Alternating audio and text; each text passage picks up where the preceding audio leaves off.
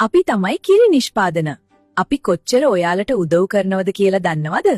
අපේ ගාව protein, calcium, phosphorus, ක්ෂුද්‍ර පෝෂක වගේම අත්‍යවශ්‍ය විටමින් වර්ගත් තියෙනවා. මගේ ඇගේ වැඩිපුරම තියෙන්නේ ප්‍රෝටීන්. ඒවා මාංශ පේශි හදන්න උදව් කරනවා. මගේ ප්‍රෝටීන් ශරීරයේ වර්ධනයට හවුල් වෙනවා. මට තියෙන ප්‍රෝටීන් එන්සයිම සහ හෝර්මෝන හදන්න උදව් කරනවා. මට තියෙන කැල්සියම් සහ පොස්පරස් දත් වගේම අස්ථි ශක්තිමත් කරනවා. ආහාර ජීර්ණයට පහසු කරලා පෝෂක වර්ග උරා ගන්න මම උදව් කරනවා. මම බඩවැලේ හිතකර බැක්ටීරියා වර්ධනය කරලා පාචනය අවම කරනවා. මගේ ප්‍රෝටීන් හා ක්ෂුද්‍ර පෝෂක වලින් ප්‍රතිශක්තිය වැඩි කරනවා.